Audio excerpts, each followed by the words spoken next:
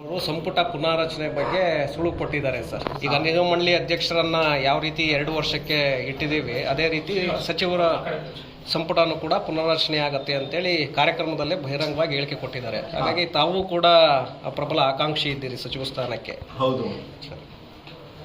ಈಗ ಚುನಾವಣೆ ಫಲಿತಾಂಶ ಚುನಾವಣೆ ಒಂದು ಫಲಿತಾಂಶ ಎಲ್ಲ ನಮ್ಮ ಕಾಂಗ್ರೆಸ್ ಪಕ್ಷದ ಒಂದು ಸರ್ಕಾರಕ್ಕೆ ಒಂದು ಪರವಾಗಿ ಬಂದಿದೆ. ಮೂರು ನಾವು ಗೆದ್ದಿದ್ದೀವಿ. ಸುಮಾರು ಒಂದು 25,000, 15,000 ಮತ್ತು 10,000 ಮತಗಳ ಅಂತರದಿಂದ ನಾವೆಲ್ಲರೂ ಕೂಡ ಗೆದ್ದಿದ್ದೀವಿ. ಮಾನ್ಯ ಮುಖ್ಯಮಂತ್ರಿಯವರು, ಉಪಮುಖ್ಯಮಂತ್ರಿಯವರು ಚುನಾವಣೆ ನಂತರ ಒಂದು ಪುನರ್ರಚನೆ ಮಾಡ್ತೀನಂತ ಒಂದು ಸುಳಿವನ್ನು ಕೊಟ್ಟಿದ್ರು.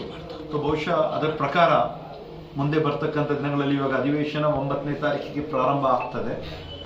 ಅಧಿವೇಶನ ಮೊದಲು ಇಲ್ಲಾಂದ್ರೆ ಅಧಿವೇಶನ ನಂತರ ಮಾಡ್ಬೋದು ಅಂತ ನಂಗೆ ಅನಿಸ್ತದೆ. ಸರ್, ತಾವು ಕೂಡ ಹಿಂದಿನಿಂದಲೂ ಕೂಡ ಪ್ರಬಲವಾಗಿ ಒಂದು ಆಸೆಯನ್ನು ಇಟ್ಕೊಂಡಿದ್ರಿ, ಡಿಮ್ಯಾಂಡ್ ಕೂಡ ಇದೆ, ಅಜಯ್ ಸಿಂಗ್ ಅವ್ರನ್ನ ಮಾಡಬೇಕು, ಕಲ್ಯಾಣ ಕರ್ನಾಟಕ ಭಾಗದಲ್ಲಿ ಸ್ಟ್ರಾಂಗ್ ಆಗ್ತಾರೆ ಅಂತೇಳಿ. ಅಂದರೆ ಎಲ್ಲೋ ಒಂದು ಕಡೆ ಪದೇ ಪದೇ ನಿಮಗೆ ಮಿಸ್ ಆಗ್ತಾ ಇದೆ ಅನ್ನೋ. ಹೌದು, 2018ರಲ್ಲೂ ಕೂಡ ಮಿಸ್ ಆಯಿತು. ನಂತರ 2023ರಲ್ಲೂ ಕೂಡ ನನಗೆ ಅವಕಾಶ ಸಿಕ್ಕಿಲ್ಲ. ಆದರೆ ಕಲ್ಯಾಣ ಕರ್ನಾಟಕ ಅಭಿವೃದ್ಧಿ ಮಂಡಳಿ ಅಧ್ಯಕ್ಷನಾಗಿ ನನಗೆ ಒಂದು ಜವಾಬ್ದಾರಿಯನ್ನು ಕೊಟ್ಟಿದ್ದಾರೆ. ನಮ್ಮ ಭಾಗದಲ್ಲಿ ಇರ್ತಕ್ಕಂಥ ಜನರಿಗಾಗಿ ಹಲವಾರು ಕಾರ್ಯಕ್ರಮಗಳನ್ನು ಕೂಡ ನಾವು ಮಾಡಿದ್ದೀವಿ. ಈ ಬಾರಿ ನನಗೆ ಅವಕಾಶ ಮಾಡಿಕೊಡ್ತಾರಂತ 100ಕ್ಕೆ 100 ಒಂದು ವಿಶ್ವಾಸ ಇದೆ. ಕೆಲವು ಒಂದು ಕಡೆ ಪ್ರಿಯಾಂಕ್ ಖರ್ಗೆ ಅವರಿಗೆ ಸಚಿವ ಸ್ಥಾನವನ್ನು ಕೊಡ್ತಾ ಇರೋದ್ರಿಂದ ನಿಮಗೆ ಮಿಸ್ ಆಗ್ತಾ ಇದೆ ಅಂತ ಹೇಳಿ ಸರ್. ಅದರಲ್ಲಿ ಏನಿಲ್ಲ, ಯಾವಾಗಲೂ ಕೂಡ ಧರಮ್ ಸಿಂಗ್ ಸಾಹೇಬರು, ಮಲ್ಲಿಕಾರ್ಜುನ್ ಖರ್ಗೆ ಸಾಹೇಬರು ಯಾವ ಸಂಪುಟದಲ್ಲಿ ಇದ್ರೂ ಕೂಡ ಅವ್ರ ಜೊತೆಯಾಗಿ ಕೆಲಸವನ್ನು ಮಾಡಿದ್ದಾರೆ.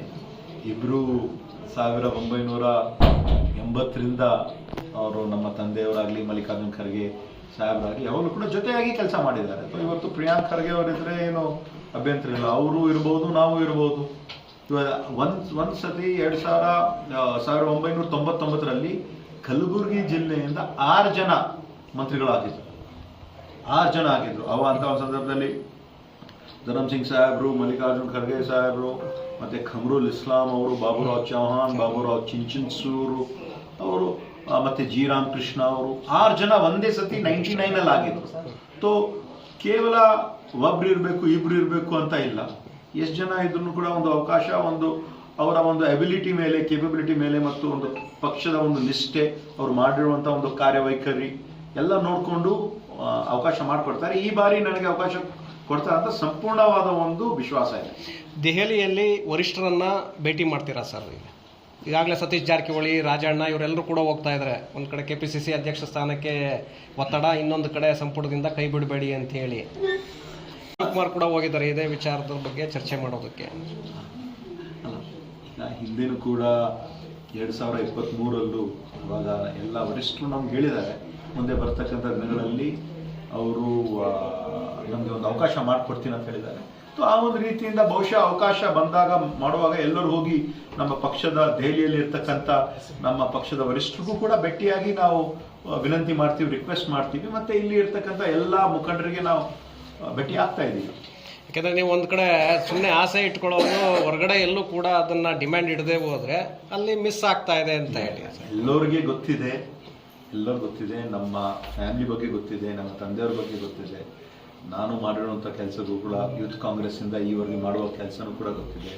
ನಾನು ಪಕ್ಷದಲ್ಲಿ ಇರ್ತಕ್ಕಂಥ ದೆಹಲಿಯ ವಿಶೇಷ ಪ್ರತಿನಿಧಿಯಾಗಿ ಕೆಲಸ ಮಾಡಿದ್ದೀನಿ. 3 ಬಾರಿ ಶಾಸಕನಾಗಿ ಕೆಲಸ ಮಾಡಿದ್ದೀನಿ. ವಿರೋಧ ಪಕ್ಷದಲ್ಲಿ ಮುಖ್ಯ ಸಚೇತಕನಾಗಿ ಕೆಲಸ ಮಾಡಿದ್ದೀನಿ. ಇವತ್ತು ಕಲ್ಯಾಣ ಕರ್ನಾಟಕ ಅಭಿವೃದ್ಧಿ ಮಂಡಳಿಯಿಂದ ಕೆಲಸ ಮಾಡಿದ್ದೀನಿ. ಸತತವಾಗಿ ಕೆಲಸ ಮಾಡ್ಕೊಂಡು ಬಂದಿದ್ದೀನಿ. ಎಲ್ಲವನ್ನು ನಮ್ಮ ವರಿಷ್ಠರಿಗೆ, ನಮ್ಮ ಮುಖಂಡರಿಗೆ ಗೊತ್ತಿದೆ. ಸರ್, ಇನ್ನೊಂದು ಕಡೆ ಚಂದ್ರಶೇಖರ ಸ್ವಾಮೀಜಿಯವರು ಒಂದು ಸ್ಟೇಟ್ಮೆಂಟನ್ನು ಕೊಟ್ಟಿದ್ದಾರೆ, ಮುಸ್ಲಿಂ ಸಮುದಾಯಕ್ಕೆ ಮತದ ಹಕ್ಕನ್ನು ತೆಗೆದಿಬೇಕು ಅಂತ ಹೇಳಿ. ಒಕ್ಕಲಿಗ ಸ್ವಾಮೀಜಿ ಯಾಕೆ ಆ ಥರ ಮಾತಾಡ್ತಾರ ಅಂತ ನಂಗೆ ಅರ್ಥ ಆಗಲ್ಲ. ಇವತ್ತು ಎಲ್ಲರೂ ನಾವು ಏನು ಮಾಡಬೇಕಂದ್ರೆ, ನಮ್ಮ ದೇಶ ಒಂದು ಸೆಕ್ಯುಲರ್ ದೇಶ ಇದೆ. ಎಲ್ಲರೂ ಹಿಂದೂ, ಮುಸ್ಲಿಂ, ಸಿಖ್, ಇಸಾಯಿ ಎಲ್ಲರೂ ಕೂಡ ಜೊತೆಯಾಗಿ ನಾವು ಇರಬೇಕಾಗ್ತದೆ. ಒಂದು ಸೌಹಾರ್ದತೆಯಿಂದ ಇರಬೇಕಾಗ್ತದೆ. ಒಂದು ಸಮುದಾಯ, ಕೆಲವು ಜನ ಮತ್ತು ಕೆಲವು ಪಕ್ಷಗಳು ಏನು ಮಾಡ್ತಾ ಇದ್ದಾರೆ ಅಂದರೆ, ಅವರು ಡಿವೈಸಿವ್ ಪಾಲಿಟಿಕ್ಸ್ ಮಾಡ್ತಾ ಇದೆ. ಡಿವೈಡ್ ಅಂಡ್ ರೂಲ್ ಅಂತ ಹಿಂದೆ ಹೆಂಗ್ ಬ್ರಿಟಿಷರು ಮಾಡ್ತಾ ಇದ್ರಲ್ಲ, ಡಿವೈಡ್ ಅಂಡ್ ರೂಲ್ ಅಂತ ಈಗಲೂ ಕೂಡ ಅದೇ ಒಂದು ಸಿಸ್ಟಮಿಂದ ಮಾಡಕ್ ಪ್ರಯತ್ನ ಮಾಡ್ತಾರೆ. ಅದು ಮಾಡೋದು ಮತ್ತೆ ಆ ಥರ ಹೇಳಿಕೆ ಕೊಡೋದು ಯಾವ ಕಾರಣಕ್ಕೂ ಸರಿಯಲ್ಲ.